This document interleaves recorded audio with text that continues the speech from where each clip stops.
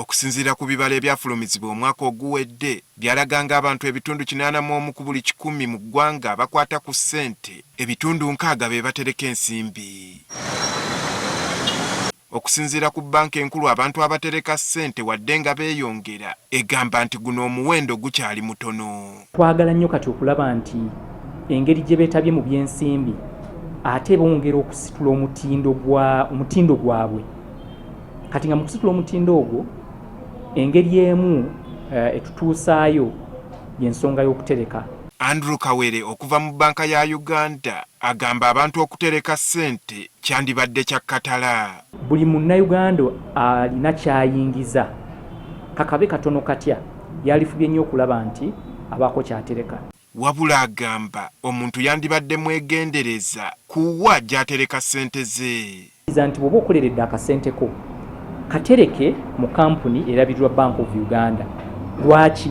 Kubanga Bank of Uganda singa wabaawo obuzibu ku kampuni eyo, kampuni eyo ne bw'eba eggaddwa, Bank of Uganda efuba nnyo okulaba nti ofuna kasente kaako. N'abantu ba bulijjo be twogedde nabo bamanyi obwetaavu bw'okutereka era batubuulidde engeri bo gye baterekamu. Tereka capital wazira ntereka zenkoze wano nezisevinga zenfunyemu ng'amagoba. Kitututte wala abaana baffe tubaweerera, obupoloti tubuguze, obuyumba bwaffe tubuzimbye mu ssente yaffe eno ate twaliwo atugambako. Ajedirisa Muyomba akulira akatale k'Ekibuye atubuulidde nti nga bo beetandikirawo n'ekibiina kyabwe era nga beeterekera ssente zaabwe.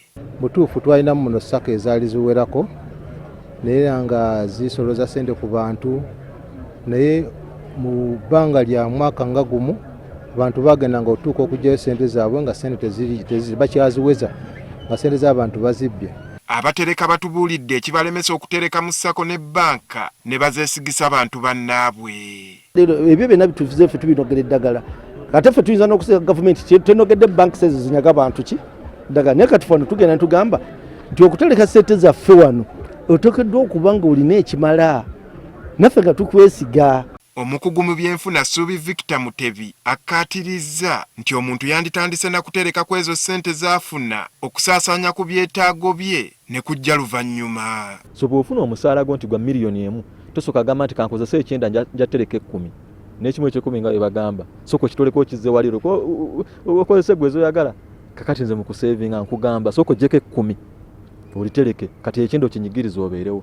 Abo abalina endowooza ya ssente okuzisiga ne batasooka kutereka abasekeredde. Abantu baagala nnyo oleeta endowooza nti ssente zonterese mu banka lwaki sizikozesa bukozesa. Kyangu nnyo bizinesi gy'otandise ne miliyoni 2 okugwa okusinga gy'otandise ne miliyoni 3. So kyetuva tugamba nti tusooke tusevinga zino miliyoni 2 zikwate ku 3 tugitandike lumu. Suubi wadde agamba nti omuntu yanditerese lwa kigendererwa kya kwekulaakulanya. Andrew Kawere wa banka enkulu ey'eggwanga ayawukana naye. Buli muntu ajja kuba n'ekigendererwa ekikye, naye nga byonna byonna obigassegase gye kiggweera twaligambye nti